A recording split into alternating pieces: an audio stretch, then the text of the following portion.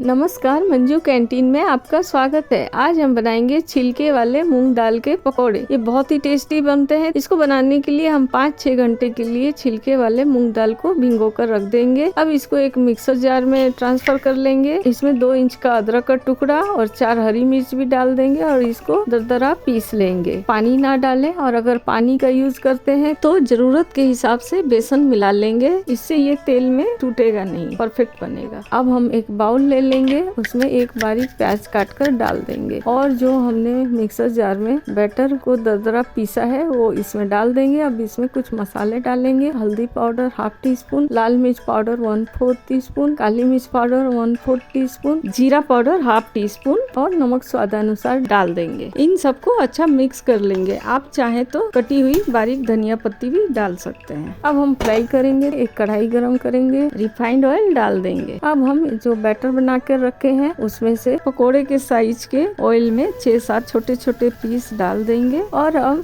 इसको उलट पलट कर अच्छा गोल्डन ब्राउन होने तक फ्राई कर लेंगे। अब ये रेडी हो जाएगा हमारा क्रिस्पी छिलके वाले मूंग दाल के पकोड़े। ये बहुत ही टेस्टी होगा, तो इसको बनाइए, खाइए, एंजॉय कीजिए। थैंक्स।